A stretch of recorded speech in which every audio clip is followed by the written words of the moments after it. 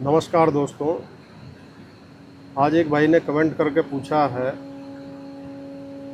कि कालों का काल महाकाल वाली स्थिति में कभी कभी पहुंच जाता हूं, जहां सुख दुख सम हो जाते हैं, लेकिन बहुत देर तक टिके नहीं रह पाते हैं।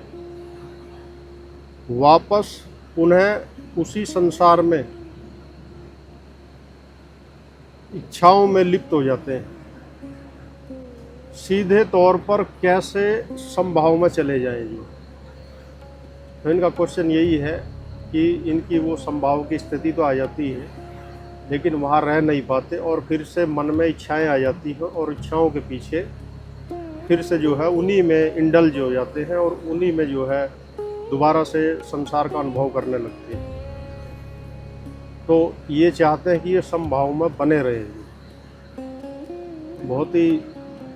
बहुत ही अच्छा प्रश्न है इनका, लेकिन मैं थोड़ा इसमें ये भी जानना चाहूँगा कि जब आप समभाव कह रहे हैं तो समभाव से आपका क्या अर्थ है? जो मैं थोड़ा सा इसको यहाँ क्लियर करता चलूँ।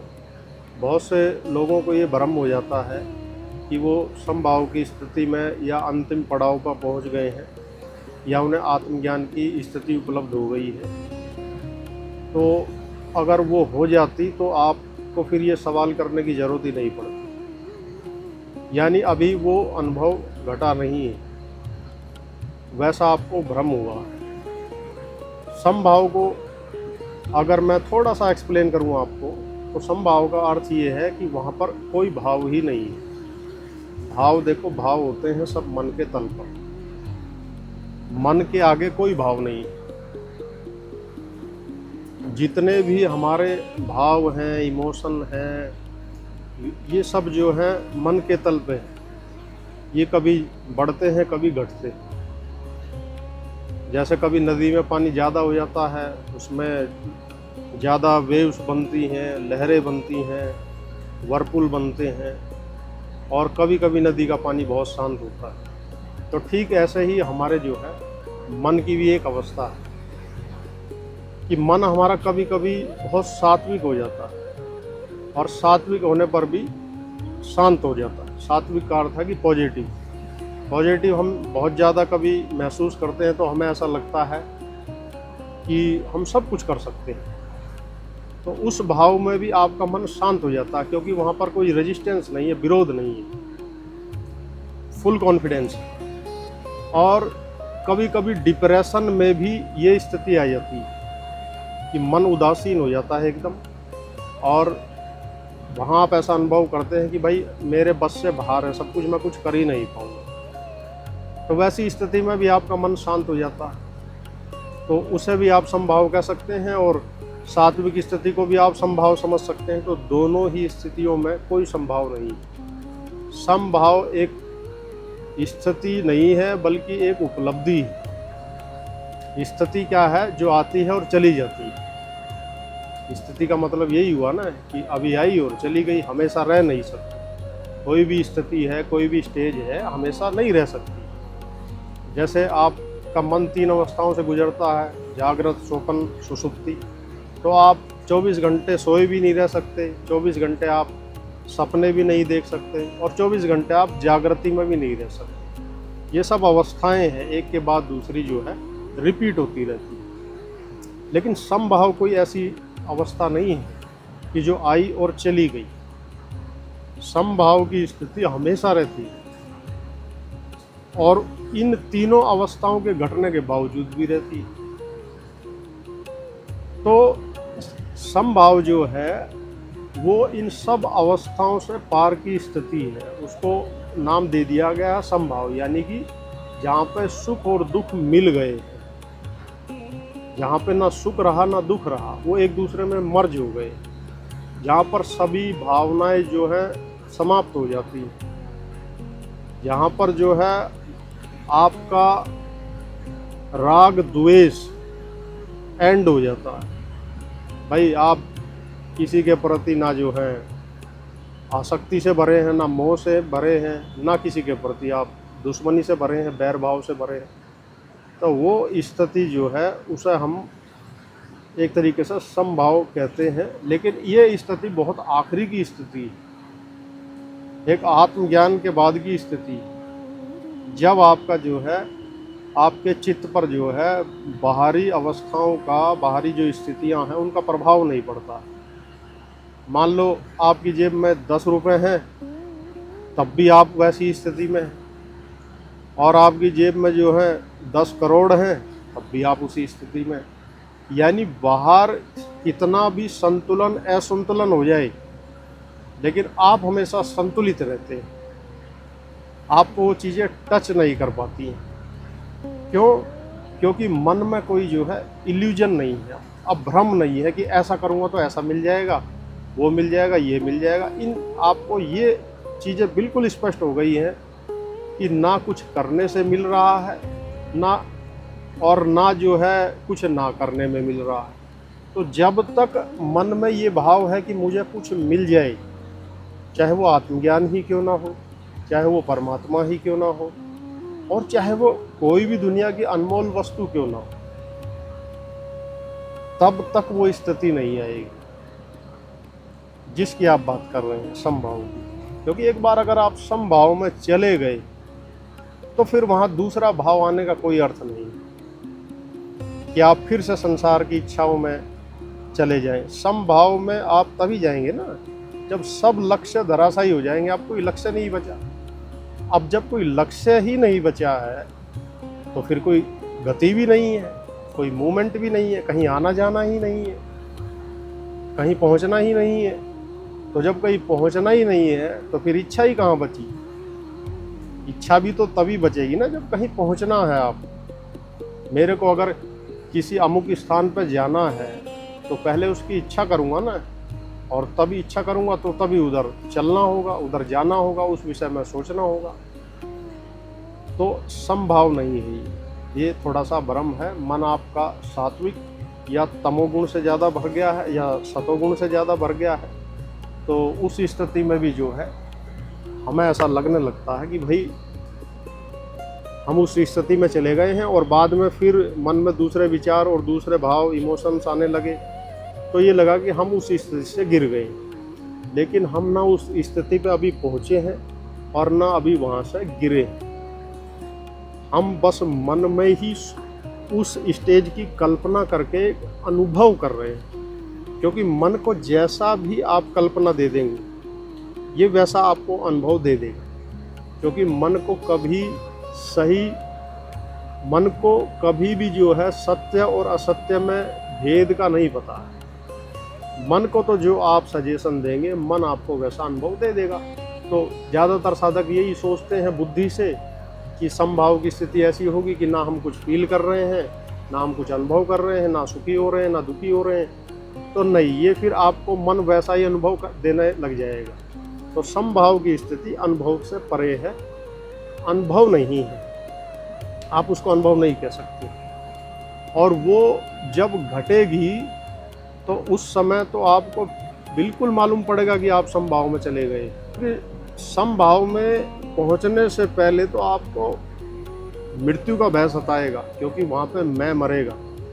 आपका ये जो मैं, जो शरीर से संबंध स्थापित करके जो है, जिसे ये लग रहा है कि मैं जीव हूँ, मैं ये देह हूँ, अब जब ये गिरेगा, ये शरीर से परे हटेगा, शरीर से जैसे ही इसमें डिस्टेंस आएगा तो इसे अपनी मृत्यु का भय आएगा इसके अंदर, और ये दोबारा से भाग के शरीर को चिपकेगा कि मुझे कोई बचा ले, मैं किसी तरीके से इस शरीर में चला जाऊं।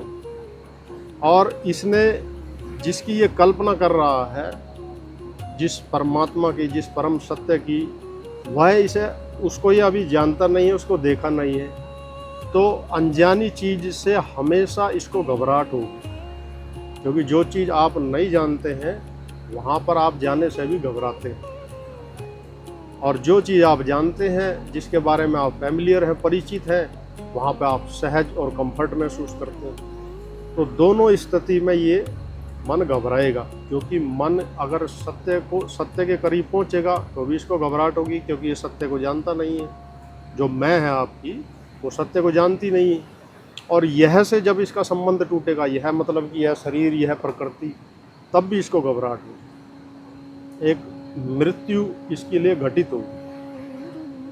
तो वो स्थिति शायद, क्या पता आप नहीं है, वो तो आप ही बेहतर जान सकते हैं, लेकिन मैं थोड़ा आपको संकेत दे रहा हूँ कि समभाव की जब स्थिति आएगी तो उससे पहले मृत्यु का भय आएगा ही आएगा। एक तरीके से जीवित मृत्यु, मतलब जीते हुए आप मृत्यु का भी अनुभव करेंगे, इस मैं की मृत्यु का, इस मैं के मरने का जो है, इस अहम भाव के मरने का एक अनुभव होगा, बोध होगा।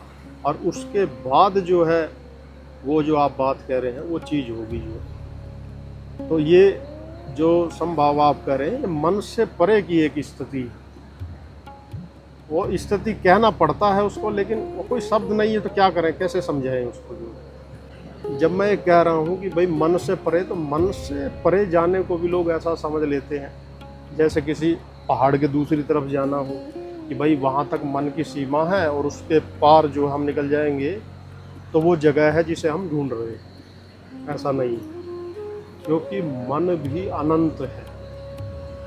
अनंत से जो बनेगा वो अनंत ही होगा, उसका अंत नहीं होगा। तो मन जिससे प्रकट हुआ है, जिस शाश्वत सत्ता से मन उत्पन्न हुआ है, वो अनंत है, तो मन भी अनंत है। तो इसलिए आप मन के पार कहाँ तक जाओगे, माया के पार कहाँ तक जाओगे। ये माया और मन आप ही के अंदर है, उसी शाश्वत सत्ता के अंदर। बस ये बोध होना ही जो है आत्मबोध है। तो फिर आप मन से बाहर जाने का या मन के अंदर आने का या मन में भावनाओं का या इच्छाओं का फिर प्रश्न ही गिर जाता है। तो फिर वो अवस्था घटती है। जब तक आप मन से बाहर निकलने का भी प्रयत्न कर रहे हैं, भावनाओं में ना फंसूं ये भी सोच रहे हैं, कुछ भी कर रहे हैं, जब तक करना हो रहा है, कर्ता भाव बना है, तब तक आपको वो स्थिति नहीं उपलब्ध होगी। क्योंकि मन भी अनंत है, इसकी वासनाएं भी अनंत है, इसकी इच्छाएं भी अनंत है, जन्मों जन्मों की। और जन्मों से जब मेरा कोई जब मैं जन्मों की बात कर रहा हूँ, तो जन्मों का मतलब ये नहीं कि ये 100 साल का जीवन, फिर उससे अरबों साल का, कोई गिनती ही नहीं, कोई गिनती ही नहीं। इस मन के अंदर जो है आप इसी 100 साल का जो जीवन जी रहे हैं, इसी में 1000 साल जी सकते हैं और इसी में अरबों साल भी जी सकते हैं। ये क्षमता है मन की, जो कितने ही जन्म, कितने ही अनुभव, जो भी आप इससे चाहो वो आपको ये दे देगा। क्योंकि उस जो राम की माया है वो भी उससे कम शक्तिशाली नहीं है, उस राम का मन भी उस राम से कम नहीं है। तो आप उसे हल्के में ना लीजिए और इस भ्रम से आप अपने खुद को बचाएं कि मैं उस स्थिति में गया और फिर वहाँ से आ गया, अब मेरा जो है संसार में दोबारा से जो है इच्छाओं में मन है। तो देखो, अभी आपकी भ्रम की मुक्ति नहीं हुई, पूर्ण ज्ञान नहीं हुआ, अभी कहीं ना कहीं ये सुख दुख भोगने की इच्छा है, अभी उनमें रस है, अभी सुख में रस है। जब तक सुख में रस है तब तक दुख भी रहेगा ही रहेगा, और जब तक सुख में रस है तब तक शरीर से, प्रकृति से, मन से, सबसे संबंध रहेगा। तो जब इनसे संबंध रहेगा तो इनसे बाहर कैसे जाओगे, अब तो इसमें रहोगे ही रहोगे। और जब ज्ञान के माध्यम से या किसी और माध्यम से, किसी और तरीके से, जो भी आपको अच्छा लगे, जैसे भी आप समझ पाओ, आपके अंदर एक ये समझ हो जाए कि भाई इस दुनिया में कुछ नहीं है, कुछ पाने जैसा नहीं और कुछ खोने जैसा भी नहीं है। दोनों ही अवस्था याद रखना कि पाने जैसा भी नहीं है और खोने जैसा भी नहीं है। तब आप सहज ही उस अवस्था में चले जाओगे, या आप मन में रहते हुए भी मन के पार हो जाओगे।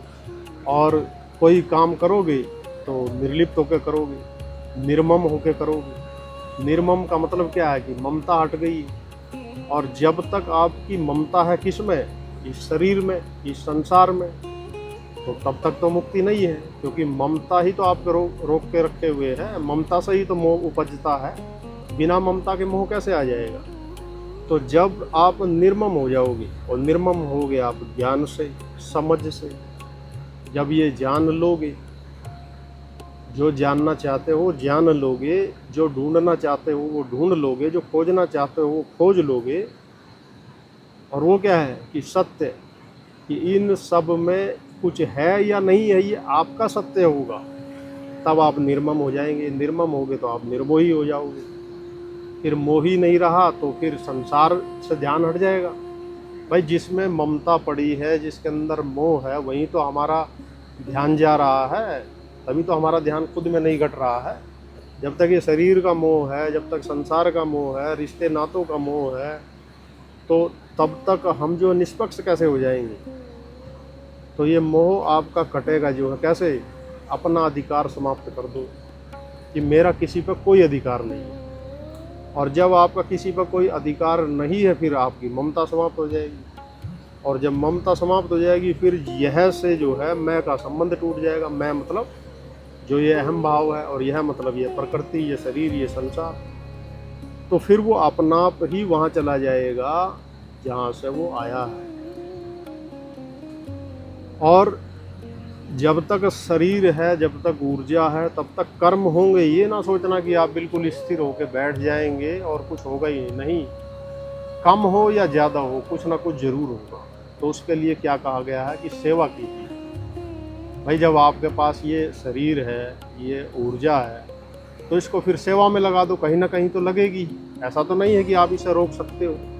ये ठीक ऐसा ही है जैसे आपके बैंक में पैसा है, आप सोच रहे हो कि मैं तो उसे यूज ही नहीं कर रहा, लेकिन उसे बैंक तो यूज कर रहा है, कोई तो उसे यूज करेगा ही। तो उसको ना लक्ष्मी को, पैसे को, एनर्जी किसी भी प्रकार की है, उसे आप यूज नहीं करेंगे तो कोई दूसरा यूज करेगा। वो कहीं ना कहीं लगेगी, क्योंकि वो गतिशील है, उसकी गति को आप नहीं रोक सकते।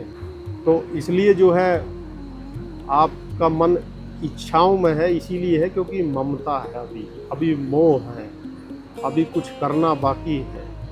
तो इसलिए आप बार बार वहाँ जा रहे हैं। तो पहले वो चीज़ आप करके देख लो, उसका अनुभव ले लो, उससे ज्ञान ले लो, और उसके बाद उस समझ से आप वहाँ से मुक्त हो जाओ। और फिर आपको आत्मबोध आप उपलब्धि हो गई, तो फिर आप उसके बाद जो है इस शरीर को संसार की सेवा में लगाओ। और सेवा का मतलब ये नहीं है कि आप घर को छोड़ के भाग जाओ, बच्चों को छोड़ के भाग जाओ। जो स्थिति आपको मिली है, उस स्थिति में आपका संबंध परिवार से है, तो आपने अपना अधिकार समाप्त किया है कि मेरा इन पे कोई अधिकार नहीं, लेकिन उन लोगों का आपके ऊपर अधिकार है।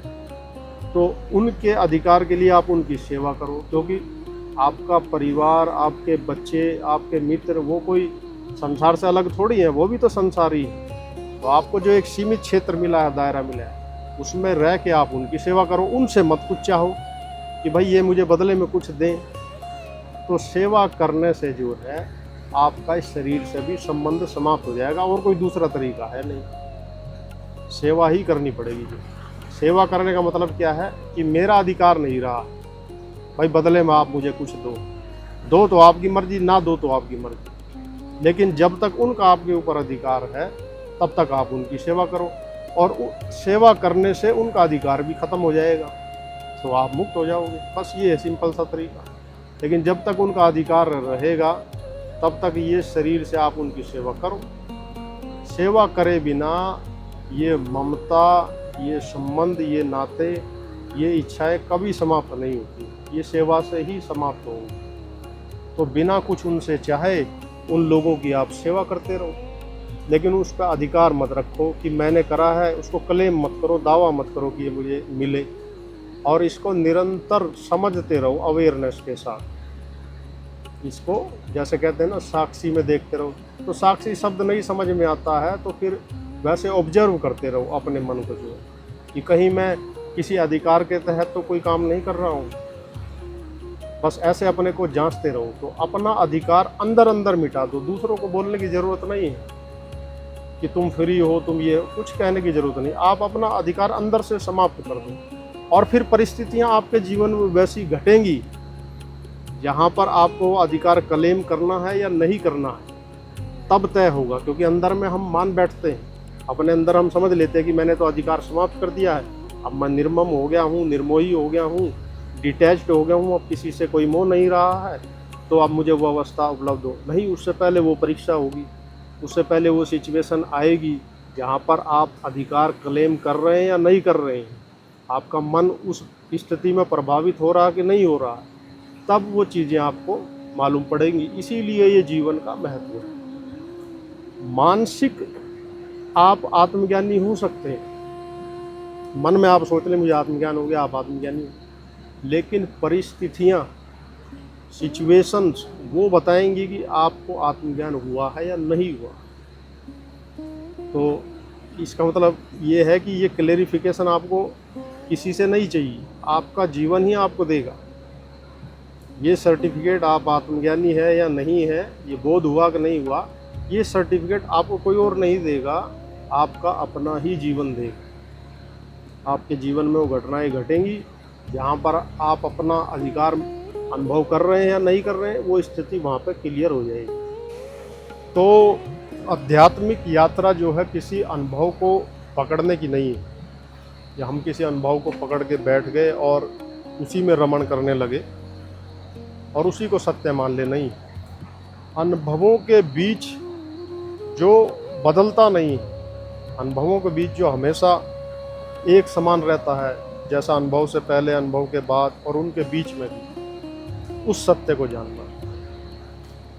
तो आशा करता हूँ कि आपको ये विषय थोड़ा क्लियर हुआ होगा, और आपका जो सवाल था वो मुझे व्यक्तिगत तौर पर बहुत अच्छा लगा, क्योंकि मुझे ऐसे एडवांस क्वेश्चन जो है हाई, मतलब जो गहरे हैं बहुत ही, वो मुझे खुद बहुत पसंद है। तो बहुत बहुत धन्यवाद आपका, आपने कमेंट करके ये सवाल पूछा। और अभी इस वीडियो को यहीं समाप्त करते हैं, फिर दूसरी वीडियो में आपसे मिलते हैं।